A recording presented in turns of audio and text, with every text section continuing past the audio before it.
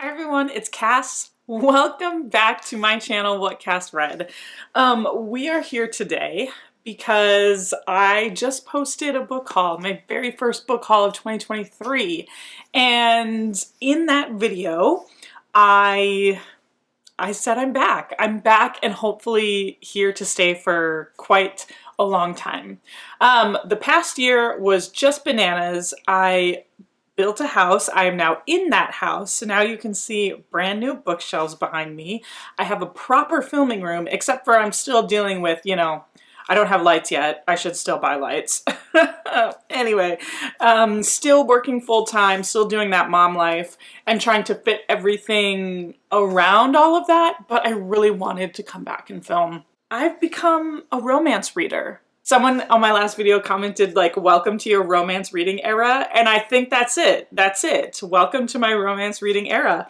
And I have a romance book haul for you. I have acquired over 50 historical mass market paperbacks. Some are contemporary. These came from all kinds of different places and I've just been accumulating them throughout the year. So this isn't a typical haul for me, to say the least, but a lot of you wanted to see it, and so here I am. Here are the romance books that I've purchased. Some of them I've read, some of them I have not. There's quite a number of them that I don't know the synopsis for them, so I won't even get into them. But a lot of them I purchased based on the recommendation of a ton of romance booktubers that I have been watching recently, so I'm going to go ahead and link them down below or mention them down below. That is primarily Crystal from Crystal's Bookish Life and Jess from Peace Love Books. I've just been glued to their recommendations, so a lot of these might be familiar titles from their videos if you've seen them before. I don't even know where to begin. I am just surrounded. Okay, actually I do know where to begin. We are going to start with the historical romance author that started it all. This was the first historical romance author that I chose to read, chose to step out of my comfort zone and dive in. And I'm so glad this was my first. I'm actually still working my way through this book series, but I own 6 of the books in this series. I think there's 7 or 8 out right now. The very first historical romance book that I picked up was The Highwayman by Kerrigan Byrne. This author, this series came in such high regard. I'm so glad that this was my very, very first historical. This is her Victorian Rebels series, and I chose to go down this route because as a fantasy reader, I like a little bit of danger. I like a little bit of intrigue. I like a little bit of darkness in my books.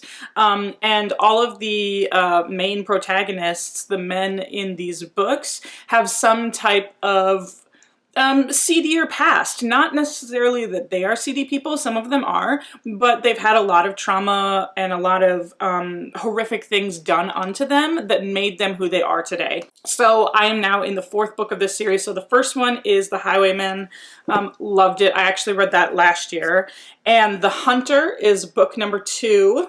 I'm a little miffed that the sizes don't match up.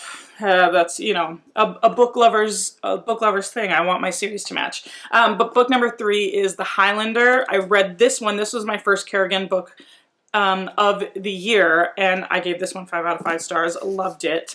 I'm currently in the middle of The Duke. This is book number 4. It's gotten really good. I'm halfway through the book. And then I believe book number 5 is The Scot Beds His Wife. I got this off of Thrift Book, so this is a used copy. And then The Duke with the Dragon Tattoo is book number 6. And then there's still 2 more of this series that I have yet to purchase, but I have a very strong feeling that I will finish this whole series this year. Yeah, so that was my very first romance historical deep dive into the genre, and I'm so happy that I did. I have been loving each of those. And then I'm going to go with the next historical romance author that I have read, and this book absolutely blew me away. I'm going to have to do wrap-ups so that way I can talk about these in greater detail. Miss Beverly Jenkins. This is Indigo. This is a non-European historical romance. Say what? This actually takes place in the United States. It's a woman of color, black romance written by a black female author, and it takes place with their characters and their connection to the Underground Railroad in the midst of slavery in the United States. This was such a powerful book. I've loved every single second of it. That she is like now Miss Beverly to me. I don't even call her Beverly Jenkins. I call her Miss Beverly. So after reading this one, I read that book in February, and I was like, I need to grab as many Beverly Jenkins books that I possibly can. I couldn't tell you the order that they come in, but I do believe that these are standalones. So this is one of her standalones, Night Song. Check out that cover. The original like cover of Indigo is so hard to find, but if I could ever find that, I would. Oh, it's a hard one to find. And then Through the Storm. Oh, I love it. I love it. Winds of the Storm. I love these covers. Captured. And then these ones. This is a trilogy, but I don't know the order that the trilogy is in. Sorry. Okay, so this is Destiny's Embrace, Destiny's Captive, and Destiny's Surrender. Now, Indigo is a standalone, but I believe that some of the characters that we briefly meet, that's a group of brothers, that they are the main family that we follow along with these three books. So that might be what I begin next. And then these two I know are some of her more recent releases. This is the Women Who Dare series, and this one is called Wild Rain, and this one is called Rebel. Okay, and then while I was in the midst of purchasing all of those Beverly Jenkins books, I wanted to find more romance novels written by women of color, written by Black authors, and so I found Alyssa Cole, and so I don't know again the order, but this is the Reluctant Royals series, A Princess in Theory, Duke by Default, and then this one is her Runaway Royals, How to Catch a Queen. Because I was in the mood to find women of color, Black women authors, I found and stumbled upon Kennedy Ryan. These are not historicals, these are contemporaries. It's very hard for me to find contemporary romance books that I thoroughly enjoy. There's just a whole lot of exploration that I have to do. So I'm not completely like shutting down in terms of like shutting the door on contemporaries, but Miss Kennedy Ryan is going to be very, very hard to beat. For those of you who are Kennedy Ryan fans, you probably know this one. This is Long Shot. This is the first book in the Hoops trilogy. The covers seriously don't do this book justice. This is a contemporary romance. It's, I don't know all the like romance subgenres. It's contemporary. It's a sports romance. It deals with a lot of heavy topics, which is a prominent theme in a lot of Kennedy Ryan's books. This one deals heavily with domestic violence and the toll it takes on these two people. And oh, it was so beautiful. It was so beautiful. I literally cried. So I've read this whole trilogy already, and I kind of have to like wait to see the next time that I pick up a Kennedy Ryan book because they took a lot out of me. Anyway, the cover, it's great, but it literally doesn't do the story justice. So this is Long Shot, book number 1. This is Block Shot, book number 2. And then, of course, Hook Shot, book number 3. Block Shot is a second chance romance. And Hook Shot is like single dad, age gap. Yeah, I'm gonna get better at figuring out what all of these like subgenres and tags are for the different romance books. So Kennedy Ryan has definitely like shot her way to the top of my heart this year. And she's someone that just like made me believe that I can find contemporary authors that are gonna knock it out of the park for me. Okay, and then let's get the other contemporary author out of the way. This book was like super hyped and it was available on Kindle Unlimited. And as soon as I read the first one, Amazon, I immediately went out and bought the physical copies. So this is Elsie Silver and the Chestnut Springs series. The first book is flawless. I absolutely love this cover. I cannot get enough of the covers in this series. This follows a bull rider and his like manager slash publicist's daughter. That's such a terrible like description. It's a terrible description, but it's definitely like a forced proximity, kind of like she's kind of got to babysit him and get him back on the right track, and he's extremely hesitant to her company. My favorite in the trilogy was Heartless. This is about the older brother, single dad, age gap, kind of nanny romance. If you want a sexy AF book, this is it. This is like, this whole trilogy is just grown people who have had sex before and are exploring their interests with each other. And it's not like, a lot of the historicals can be like very virginal, which is fine, I love that, but if you want to read some grown folks, you want to read this trilogy. And then of course, Powerless just got published this year. I think it was released in February. I literally bought it the day it came out. The best friend of this family, but this is a friends to lovers, like best friends to lovers romance. So Elsie Silver is another person who shot to the top of my heart this year. Let's get into an author that I have a ton of books, and I haven't started on this one. And there's just like a lot of different series that I'm trying to like figure out the order to read them in. I've watched several videos of like the reading order for this author. But this is Lisa Kleypas. So she is a very popular author for a lot of romance booktubers, a lot of people who love reading romance. I have read one of her books, so I've already started. Based on the recommendation of everybody, I read Dreaming of You as my first Lisa Kleypas novel. This introduces us to a hero who is very popular among the romance booktubers, Derek Craven, and this is kind of his story with Sarah. She's a country girl, but she is a journalist trying to uncover the inner workings of Derek Craven's gambling hell, because she is writing her next book on that. So that's like the setup. And I did enjoy this one. I gave it 3 out of 5 stars. It wasn't bad, but when I have books like Long Shot by Kennedy Ryan, which is like infinity stars, I've been a little bit more strategic with giving out my 5 stars this year. And then the actual first book between those two, I think it's just a duology, is Then Came You. So I think I have that order. We're introduced to Derek Craven briefly in that first one. Now we're getting into the part of the video of like literally, there's so many here. I think there's only 2 in this pile that I've read. Okay. I think I have to read this one first. This is Again the Magic. This is like a prequel book to the Wallflowers series. And a lot of people say this is one of their favorite Lisa Kleypas books.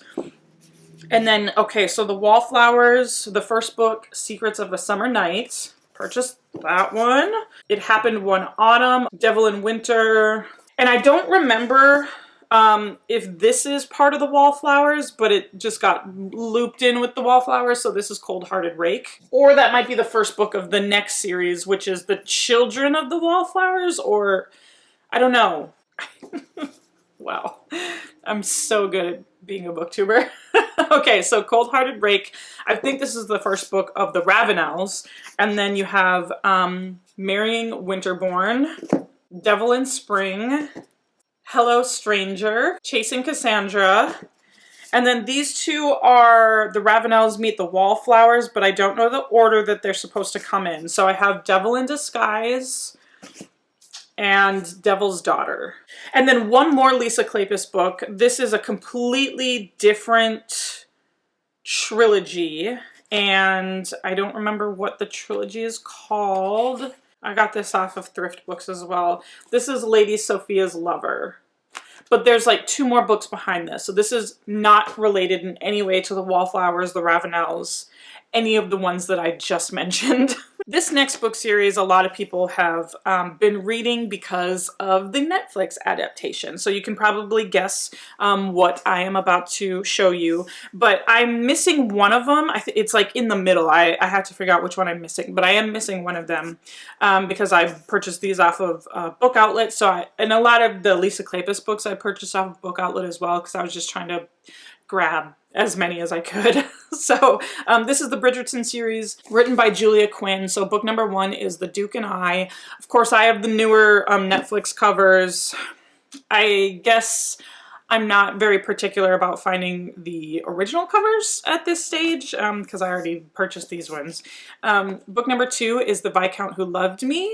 Book number 3 is An Offer from a Gentleman. Romancing Mr. Bridgerton. That's the one I've got after it that I don't have. And then book number 5 is To Sir Philip with Love. Book number 6 is When He Was Wicked. Book number 7 is It's in His Kiss. And book number 8 is On the Way to the Wedding. This next author I'm actually very excited about because, like I said, I try and I like a little bit of danger. I like a little bit of intrigue. From all of the videos that I've watched, I think this author is also a good one to read for that. So I'm talking about Joanna Shupe. These are from the Uptown Girls series. This one is The Devil of Downtown, The Prince of Broadway, and then this is the Fifth Avenue Rebels. A lot of people, and by a lot of people, I'm talking about Crystal's Bookish Life because I watch literally everything of hers. She really enjoys this one. The Lady Gets Lucky from the Fifth Avenue Rebels, and The Bride Goes Rogue. And then I have some Lorraine Heath novels. We have Lord of Temptation, and then we have Lord of Wicked Intentions. And then I have some books from her, Sins for All Seasons. So that includes The Earl Takes a Fancy, The Scoundrel in Her Bed, and When a Duke Loves a Woman. And this one, She Tempts the Duke. I don't know if this belongs to a series. And Once Upon a Dukedom series, this is The Duchess Hunt. This one I'm very excited about. Came upon this recommendation from Crystal's Bookish Life. This is The Rakess by Scarlett Peckham, and this is a female, like, pirate. And she decides to live her life the way that the rakes of the time do, on a quest for women's rights. So this sounds really intriguing. Maybe I should read, oh, let's see if I can try and finish it for Women's Month. I'm running out of days of the month here, but it's March 20th today that I'm filming. We have 11 days left of the month. Maybe I can squeeze this one in. I'll have to set that aside. And then this is a book by Jennifer Ashley, The Madness of Lord Ian Mackenzie. This came upon recommendation by Jess from Peace Love Books. The Madness of Lord Ian Mackenzie is that he might be neurodivergent, and of course that was not something that they talked about very widely or that they had known anything about it. And she's someone that can, like, understand him. I think that's what this book is about. So that one I purchased and I'm very excited about. And then I've got some books written by Ava Leigh. So this is From Duke Till Dawn. And then these ones are The Union of the Rakes. And so this one is called Would I Lie to the Duke? And this one is a very popular one that I've seen, Waiting for a Scot Like You. We're getting there. We're getting there. Okay, I have a Loretta Chase book, Dukes Prefer Blondes. I have Diana Quincy, The Viscount Made Me Do It. This one sounded really good, but I just don't remember why. I have a Nora Roberts mass market paperback. This is The Witness. This is also from Peace Love Books. She's reading through Nora Roberts' backlog, and this was one that a lot of people recommended to her. I have 2 books written by Julie Garwood, and both these were from Thrift Books. I have The Secret, and I have The Bride. I have another Ava Leigh, The Good Girl's Guide to Rakes. And then now I have a bunch of Sarah MacLean. And so, oh, these ones I need to get book number 1. The Bare Knuckle Bastards. And the second book is called Brazen and the Beast. And book number 3 is called Daring and the Duke. This one I believe is a standalone, 9 Rules to Break When Romancing a Rake. This one came upon a really like highly recommended book for people getting into historical romance. I have one book in her Hell's Bells series. This is Bombshell. And then Scandal and Scoundrel. This is the only book I have in this series, so I guess I'll have to buy the other ones. This is The Day of the Duchess. And then I am finally down to my last 3 books in this book haul. This one is an independently published author, and I really want to get to this one soon. I just don't know when. This is The Making of a Highlander, and this is her Midnight in Scotland. So far, it's a trilogy. I don't know if it's going to stop at the trilogy or if it's going to keep going, but this is like the woman is teaching the man all the things.